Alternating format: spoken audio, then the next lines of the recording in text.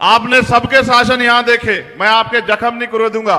मुझसे पहले एमपी साहब इस बात को कह चुके हैं कि जब आप आरक्षण की लड़ाई लड़ने गए तो बीजेपी की सरकार ने आपको क्या दिया।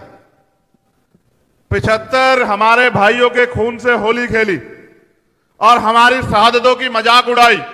जब राजस्थान हरियाणा में आप लोग आरक्षण की लड़ाई लड़ने गए तो 50 से ज्यादा भाइयों के साथ खून की होली खेली। अपनी मांगों को लेकर सड़कों पे आए तो 17 भाइयों के छातियों में जो है गोली मार के उन माओ को जो है उनकी कोख सूनी करने का काम किया।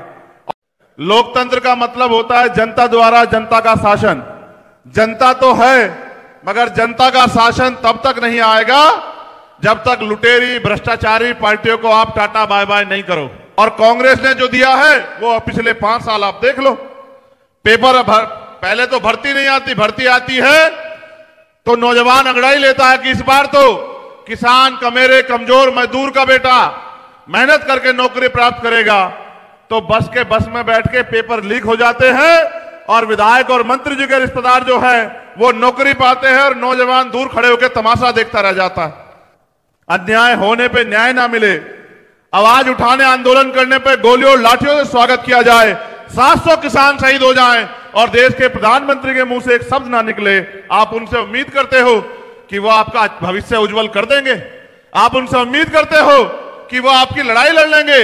आप उनसे उम्मीद करते हो कि वो आपको आगे बढ़ा देंगे? गरीबी हटाओ का नारा देते देते कांग्रेस के तमाम लोग धंधा सेठ हो गए और जो पूंजीपति कमजोर रह गए अडानी अंबानी को उनकी चौकीदारी करने का फैसला देश के प्रधानमंत्री लिए बैठे हैं। अब आप एनसीआरबी का डाटा उठा के देखो, चाहे उत्तर प्रदेश मध्य प्रदेश का हो जहां भाजपा की सरकार है या फिर यहां राजस्थान का हो, ये एक दूसरे से कंपटीशन कर रहे हैं कि हमारे प्रदेश में ज्यादा महिलाओं के साथ अन्याय होगा या हमारे प्रदेशों में ज्यादा अन्याय होगा। आप यहां नौजवान बड़ी संख्या में हो, मैं आपसे पूछना चाहता हूं, जिस देश में महिलाओं को देवियों की तरफ पूजा जाता हो, बच्चियों को बहनों को देवियों की तरफ पूजा जाता हो, जहां जिसको जानते भी नहीं हो उसको भी हाथ जोड़ के प्रणाम किया जाता हो, उस प्रदेश और देश में अगर महिलाएं सुरक्षित नहीं है तो ऐसी सरकारों का आपके जीवन में क्या फायदा? वो आपके यहां आते हैं भगवान देवनारायण जी के मंदिर में तो लिफाफा 21 रुपए का लाते हैं और आपकी कीमती वोट लेके आपको ठेंगा दिखाते हैं। जो वादे आपसे करते हैं चुनाव से पहले उनको जमुला बताते हैं और आप बार बार उनसे ठगे जाते हैं।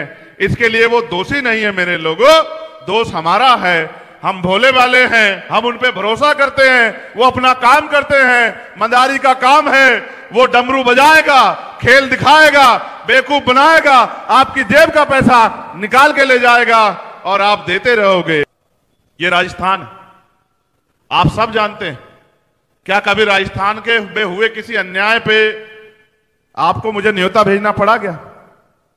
बताओ, राजस्थान में कभी भी आप पे कोई जुल्म जाती हुई है क्या आपने मुझे न्योता भेजा क्या?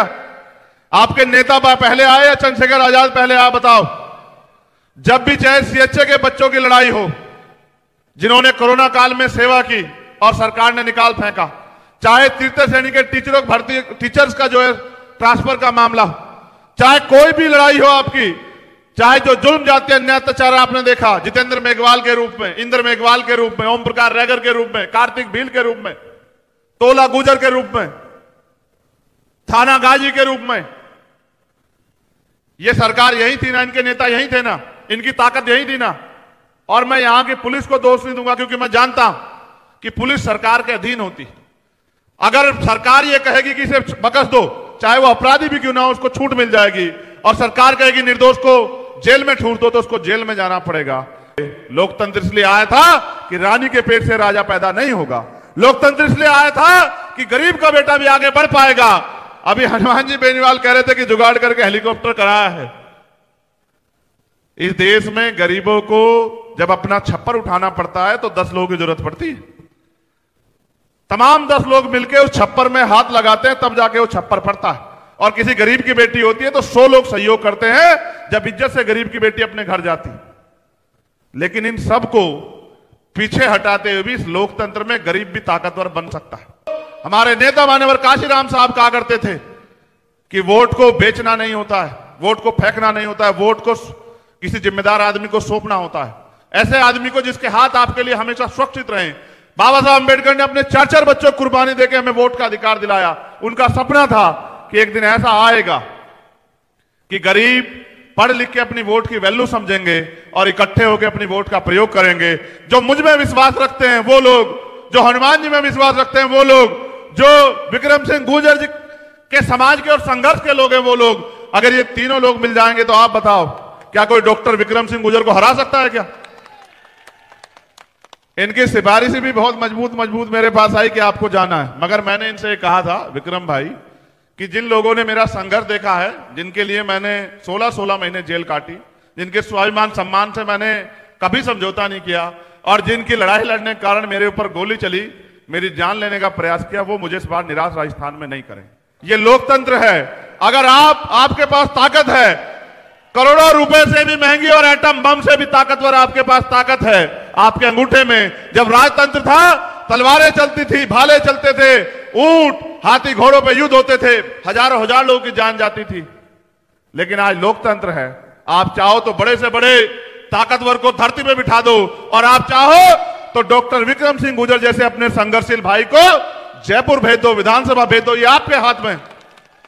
मैं बहुत बड़ी बात आपसे करता, लेकिन आपको क्या लगता है चुनाव के बाद हमारा संघर्ष खत्म हो जाएगा क्या? चुनाव तो 10 दिन का है। हम तो तब तक लड़ते रहेंगे जब तक हर किसान, कमजोर, नौजवान, महिलाएं, दलित, पिछड़े, आदिवासी और जो इंसाफ पसंद लोग हैं, जब तक उनको स्वाभिमान सम्मान की जिंदगी राजस्थान और पूरे देश में नहीं मिल जाती, हम तब तक लड़ते रहेंगे। अगर एमएसपी की गारंटी इन्होंने दी हो आपको तो इनके साथ खड़े हो जाओ, और अगर आपके लिए भारतीय जनता पार्टी को लात मार के, उनकी सुख सुविधा को लात मार के मेरे भाई हनुमान जी बेनीवाल अगर आपके लिए लड़े हों तो इस बार चूको मत। अपनी कीमती वोट को